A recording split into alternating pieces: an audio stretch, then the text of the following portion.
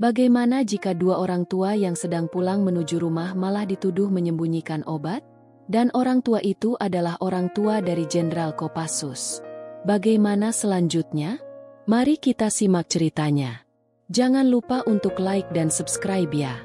Siang itu, Jakarta dipenuhi hiruk-pikuk kendaraan yang melaju dengan ritme tergesa-gesa khas ibu kota. Klakson bersahut-sahutan, angkot berhenti sembarangan menunggu penumpang, dan pengendara motor menyelip di antara celah mobil yang nyaris tak bersisa. Matahari bersinar terik, membakar aspal jalanan yang mulai berasap karena panasnya. Di tengah kesibukan itu, sebuah mobil sedan berwarna hitam melaju dengan tenang di salah satu persimpangan jalan. Di dalamnya, sepasang suami istri paruh-baya duduk dengan nyaman. Pak Ahmad, pria berusia sekitar 60-an dengan rambut yang mulai memutih di pelipisnya, menggenggam setir dengan tenang. Di sampingnya, sang istri, Bu Siti, duduk dengan anggun mengenakan kebaya sederhana yang masih tampak elegan. Mereka baru saja pulang dari rumah saudara setelah menghadiri acara keluarga yang berlangsung hangat. Namun, di kejauhan, beberapa polisi berdiri berjaga di pinggir jalan. Mata mereka tajam, menatap kendaraan yang melintas dengan sikap seolah sedang mencari sesuatu. Mereka bukan sekadar memeriksa surat-surat kendaraan atau mengawasi lalu lintas, tetapi lebih seperti sedang menunggu mangsa yang tepat. Ketika mobil mereka mendekati lokasi razia, seorang polisi yang bertubuh besar mengangkat tangan memberi isyarat untuk berhenti. Pak Ahmad, yang sudah terbiasa dengan pemeriksaan semacam ini, menghela napas kecil lalu menepi dengan tenang. Ia menurunkan kaca jendela, membiarkan udara panas dari luar masuk ke dalam kabin mobil. "Ada apa, Pak?" tanyanya dengan sopan. Suaranya tenang tanpa tanda-tanda panik. Salah satu polisi, pria dengan wajah penuh garis kasar dan mata tajam seperti elang, mendekat. Tatapannya dingin, penuh selidik. "Pemeriksaan rutin, Pak. Silakan turun dan tunjukkan surat-surat kendaraan," katanya. Nada suaranya datar namun mengandung tekanan tersirat. Pak Ahmad mengangguk kecil. Ia membuka laci dashboard, mengambil surat tanda nomor kendaraan dan surat izin mengemudi yang selalu ia simpan dengan rapi. Sementara itu, Bu Siti mulai merasa tidak nyaman. Ia melirik ke arah para polisi lain yang tampak mengamati mereka dengan ekspresi yang sulit diartikan. Ada sesuatu dalam sikap mereka yang membuatnya gelisah. Pak Ahmad menyerahkan surat-surat itu kepada polisi di hadapannya. Polisi itu menerimanya. Namun alih-alih langsung memeriksanya, ia justru memberikan isyarat kepada rekannya yang berdiri di sisi lain mobil. Saat itulah seorang polisi lain dengan langkah ringan berjalan mendekat. Ia berdiri di samping Bu Siti, lalu berpura-pura memperhatikan keadaan sekitar. Bu Siti semakin gelisah. Bukan karena mereka memiliki kesalahan, tetapi ada sesuatu dalam sikap para polisi ini yang terasa janggal. Biasanya, dalam razia kendaraan, polisi hanya memeriksa kelengkapan surat dan sesekali memeriksa bagasi atau bagian kendaraan lainnya. Namun, kali ini mereka tampak lebih tertarik pada mereka berdua daripada sekadar memeriksa mobil. Saat perhatian Bu Siti teralihkan karena suara kendaraan yang melintas di sebelah, tanpa sepengetahuannya, seorang polisi dengan gerakan cepat memasukkan sesuatu ke dalam tas tangan yang diletakkannya di pangkuan. Pergerakan itu begitu halus dan cepat, hingga tak ada yang menyadarinya, kecuali orang yang melakukannya sendiri. Beberapa detik kemudian, salah satu polisi berpura-pura menghela napas berat, lalu menatap Bu Siti dengan tajam. "Ibu, bisa buka tasnya?" tanyanya. Suaranya terdengar ramah, tetapi ada sesuatu di dalam nada bicaranya yang membuat bulu kuduk Bu Siti berdiri. Bu Siti, yang masih belum memahami maksud dari permintaan itu, hanya bisa menuruti. Tangannya sedikit gemetar saat membuka kancing tasnya. Namun, sebelum ia sempat melihat ke dalam, seorang polisi lain dengan gerakan cepat merogoh isi tasnya. Dalam hitungan detik, pria berseragam itu mengangkat sebuah bungkusan kecil berwarna putih. "Ini apa, Bu?" bentaknya dengan suara keras. Mata Bu Siti membelalak lebar. Ia menatap bungkusan itu dengan ekspresi terkejut yang sangat jelas. Saya tidak tahu, Pak. Itu bukan punya saya." Suaranya bergetar, penuh kepanikan. Pak Ahmad yang duduk di kursi pengemudi juga tampak terkejut. Ia menoleh ke arah istrinya, lalu kembali menatap polisi dengan dahi berkerut. "Ini pasti ada kesalahan," katanya dengan nada tegas, mencoba menahan amarah yang mulai muncul dalam dirinya. Namun, para polisi itu tak mau mendengar. Salah satu dari mereka langsung mengambil radio komunikasi di pundaknya dan berbicara dengan suara keras. "Kami menemukan barang bukti. Segera bawa mereka ke kantor." Bu Siti semakin panik. "Pak, saya bersumpah, saya tidak pernah membawa itu. Saya bahkan tidak tahu benda apa itu." Air mata mulai menggenang di sudut matanya. Namun, tak ada gunanya. Salah satu polisi langsung meraih pergelangan tangannya dan memborgolnya. Pak Ahmad berusaha menghalangi, tetapi dengan cepat dua polisi lain menahannya. "Demi Tuhan, kami tidak bersalah. Jangan lakukan ini," seru Pak Ahmad. Suaranya penuh amarah dan ketidakberdayaan. Namun, tidak ada belas kasihan di wajah para polisi itu. Mereka hanya saling bertukar senyum sinis, seolah sudah mengetahui akhir dari permainan kotor mereka. Tanpa banyak bicara, dua orang polisi langsung bergerak mendekat. Salah satu dari mereka meraih tangan Bu Siti, sementara yang lain menarik lengan Pak Ahmad. Dalam sekejap, bunyi klik terdengar jelas. Tangan mereka berdua kini terborgol. "Bapak dan Ibu kami tangkap atas kepemilikan barang terlarang," kata salah satu polisi dengan suara lantang, seolah ingin memastikan semua orang di sekitar mendengar tuduhan itu. Bu Siti tersentak. Air matanya mulai mengalir, tubuhnya melemas, seolah semua tenaga telah hilang dari raganya. "Pak, ini tidak adil. Saya tidak tahu apa-apa," isaknya. Ia menoleh ke arah suaminya, berharap mendapatkan kekuatan darinya. Pak Ahmad berusaha tetap tegar. Ia menatap polisi dengan tajam, mencoba berargumen. "Kami ini warga negara yang taat hukum. Kami tidak pernah berurusan dengan barang semacam itu." Suaranya penuh tekanan, namun tak dihiraukan. Polisi hanya melirik mereka dengan ekspresi datar, seolah mereka sudah sering menghadapi orang-orang yang mencoba membela diri. "Bawa mereka ke mobil," perintah salah satu dari mereka. Dalam perjalanan menuju kantor polisi, suasana di dalam mobil patroli terasa mencekam. Bu Siti terisak pelan, sesekali memejamkan mata, berusaha menenangkan diri. Pak Ahmad duduk tegap di sampingnya, wajahnya serius dan penuh kemarahan yang ia coba tahan.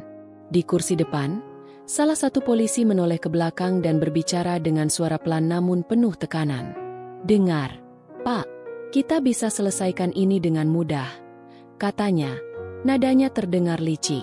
Pak Ahmad menatapnya tajam. "Apa maksudmu?" tanyanya dengan rahang mengeras. Polisi itu menyeringai kecil. "Kalau kalian ingin bebas, siapkan 50 juta. Kalau tidak, urusan kalian bakal panjang," katanya. Suaranya nyaris seperti bisikan, namun jelas terdengar. Pak Ahmad mengepalkan tangannya yang terborgol. Darahnya mendidih mendengar tawaran busuk itu. Namun, ia tetap diam, menahan amarahnya. Ia tahu, meledak sekarang hanya akan memperburuk keadaan. Setibanya di kantor polisi, mereka langsung dipisahkan. Pak Ahmad dibawa ke ruang interogasi dengan seorang polisi yang sudah menunggu di dalam. Sementara Bu Siti dibawa ke ruang lain yang lebih kecil.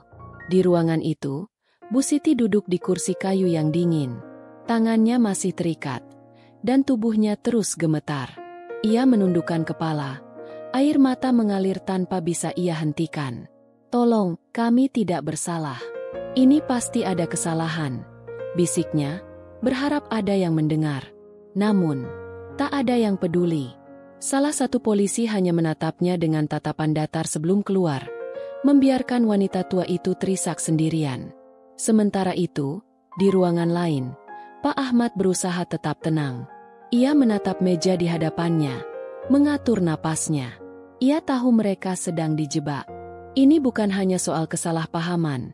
Ini adalah rencana yang sudah diatur sejak awal. Tak lama kemudian, seorang polisi masuk ke ruangan tempat Pak Ahmad berada. Pria itu duduk di seberangnya dengan santai, melemparkan sebuah senyuman dingin yang membuat Pak Ahmad semakin muak. "Jadi, Pak Ahmad, mau bayar atau mau masuk penjara lama?" tanyanya. Nada suaranya seolah ini hanya sebuah permainan biasa. Pak Ahmad mengepalkan tangannya, berusaha menahan diri. "Kami tidak bersalah," katanya dengan suara tegas. "Kami tidak akan membayar untuk sesuatu yang tidak kami lakukan." Polisi itu terkekeh, seolah sudah menduga jawaban itu. "Wah, keras kepala juga, ya," katanya sambil menyandarkan tubuhnya ke kursi. "Tapi, Pak, saya kasih tahu saja, kalau kasus ini sudah naik, bisa bertahun-tahun Bapak dan Ibu di sini. Belum lagi kalau sampai masuk persidangan, siapa yang tahu hasilnya?" Pak Ahmad menatap tajam ke arah polisi itu. Ia tahu ini hanyalah trik untuk menekan mereka. "Kami akan mencari cara sendiri untuk membuktikan bahwa kami tidak bersalah," katanya, tetap pada pendiriannya. Polisi itu hanya tertawa kecil, lalu berdiri. "Baiklah," katanya sambil berjalan menuju pintu. "Kalau begitu, bersiaplah menderita di sini." Pak Ahmad menutup matanya sejenak, menarik napas dalam. Ia tahu polisi itu tidak main-main. Jika ia dan istrinya tidak segera bertindak, mereka bisa benar-benar terjebak dalam permainan kotor ini. Ia membuka matanya kembali, kini dengan tekad yang lebih kuat. Ia harus menghubungi seseorang yang bisa membantu mereka keluar dari jebakan ini. Di tempat lain, di sebuah lapangan pelatihan yang dikelilingi oleh gedung-gedung markas Kopassus, seorang pria berbadan tegap tengah berlatih bersama anak buahnya. Jenderal Agus, seorang perwira tinggi yang dihormati sekaligus ditakuti, memimpin latihan dengan penuh disiplin. Dengan gerakan cepat dan tegas, ia menunjukkan teknik pertempuran tangan kosong yang mematikan. Peluh mengalir di pelipisnya, namun ia tetap fokus. Tubuhnya yang tegap dan penuh otot menunjukkan betapa ia telah melalui berbagai latihan keras selama bertahun-tahun. Anak buahnya mengagumi dedikasi sang jenderal, yang meskipun berpangkat tinggi, tetap turun langsung untuk berlatih bersama mereka. Tiba-tiba, seorang prajurit berlari mendekatinya sambil membawa telepon genggam. "Jenderal, ada panggilan masuk dari nomor tak dikenal," lapor prajurit itu. Agus mengerutkan kening, mengambil ponsel itu dengan tangan kokohnya. Begitu ia mengangkatnya, suara yang sudah sangat ia kenali terdengar dari seberang. Namun, kali ini, suara itu terdengar lemah, penuh amarah yang tertahan. "Nak, ayah dan ibumu ditangkap polisi." Suara Pak Ahmad bergetar, namun masih ada ketegasan di dalamnya. "Mereka menuduh ibumu membawa sesuatu yang bukan milik kami." Agus langsung menghentikan langkahnya. Dadanya terasa sesak seketika, napasnya melambat, dan matanya langsung menyipit tajam. "Apa maksudnya? Yah? Siapa yang menuduh?" tanyanya. Suaranya dalam dan terkontrol, namun ada bara api kemarahan yang siap meledak kapan saja. "Mereka bilang ibu membawa barang terlarang. Tapi itu semua jebakan. Mereka meminta uang tebusan," lanjut Pak Ahmad. Suaranya terdengar kecewa. Gigi Agus bergemetak. Tangannya yang menggenggam ponsel mengepal kuat, seolah bisa meremukan benda itu kapan saja. Otot-otot di rahangnya mengencang, tubuhnya menegang. Ia bukan hanya marah, ia murka. "Siapa yang berani melakukan ini?" geram Agus. Suaranya nyaris seperti auman singa. Mata tajamnya menatap lurus ke depan, penuh amarah yang siap dilepaskan kapan saja. Prajurit di sekitarnya yang melihat perubahan ekspresinya langsung mundur selangkah. Mereka tahu sesuatu yang serius telah terjadi. "Di mana ayah sekarang?" tanyanya dengan suara rendah.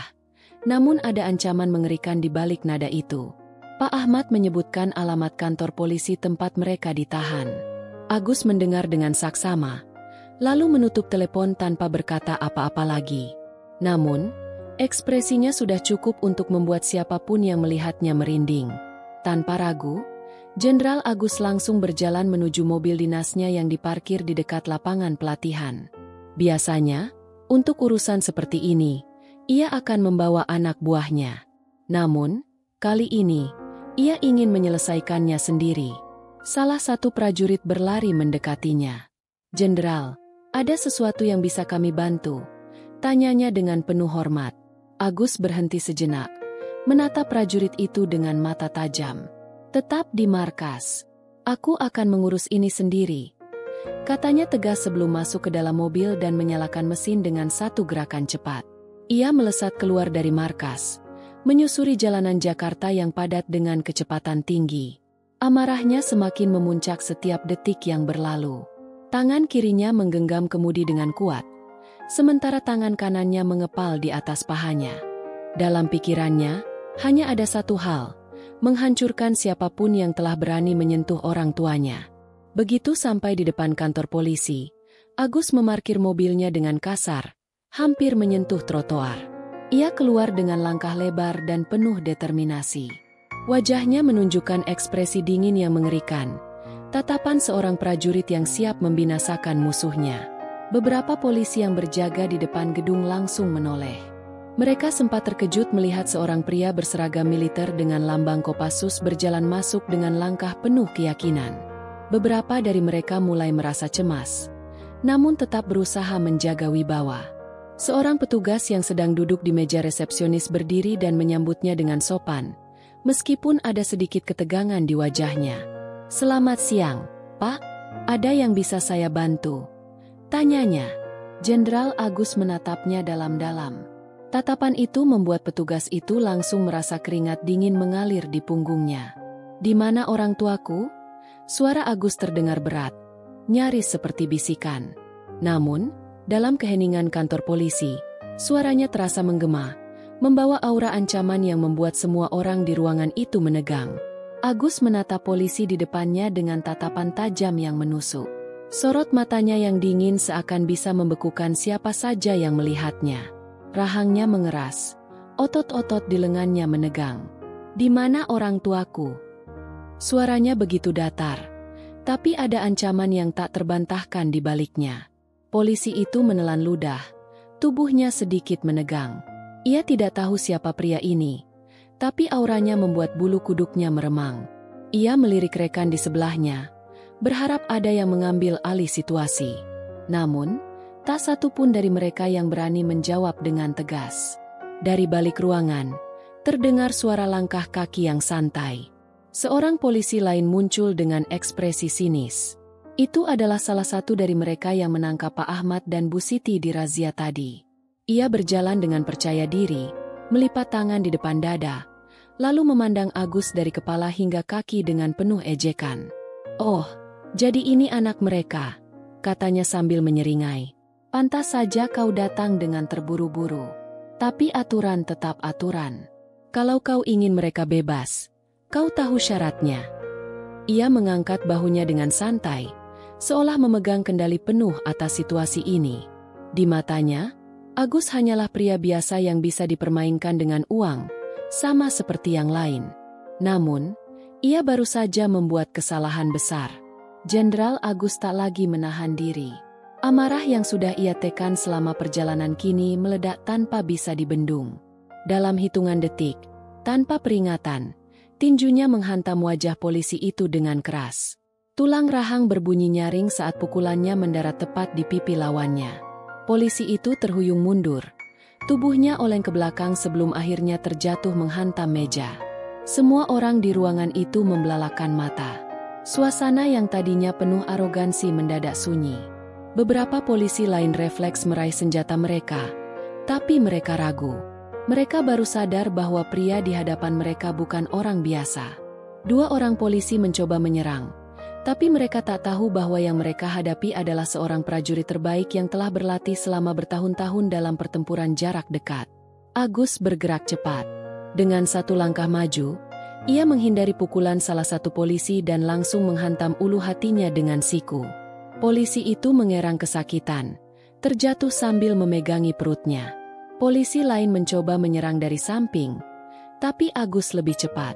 Ia menangkap tangan pria itu lalu memelintirnya dengan kasar hingga terdengar suara tulang yang bergeser. Pria itu berteriak kesakitan sebelum tubuhnya dilempar ke lantai seperti boneka kain. Dalam waktu singkat, ruangan itu berubah menjadi tempat pertarungan brutal.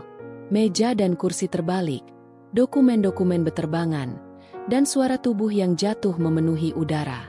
Beberapa polisi yang awalnya merasa berkuasa kini meringkuk di lantai, mengerang kesakitan. Setelah memastikan tak ada lagi yang bisa menghalanginya, Agus menarik napas dalam-dalam, mencoba menenangkan dadanya yang masih dipenuhi kemarahan.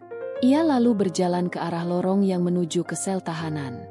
Sepanjang jalannya, beberapa polisi lain yang menyaksikan peristiwa tadi memilih menyingkir dengan wajah pucat, tak berani menatapnya. Begitu sampai di depan sel, ia melihat ayah dan ibunya duduk di dalam. Wajah mereka masih penuh kecemasan. Tanpa ragu, ia menghantam kunci gembok dengan satu pukulan keras. Besi itu bengkok, dan pintu sel terbuka. "Ayah, Ibu, aku di sini," ucapnya. Suaranya tegas namun penuh kehangatan. Bu Siti langsung menangis. Sementara Pak Ahmad mengangguk lega. "Kita pulang," kata Agus, memeluk mereka dengan erat. Polisi-polisi yang masih sadar hanya bisa menatap, tak berani menghalangi. Mereka tahu, mereka telah mengundang malapetaka dengan menyentuh keluarga Jenderal Kopassus. Dan hari ini, mereka baru saja belajar pelajaran yang tak akan pernah mereka lupakan.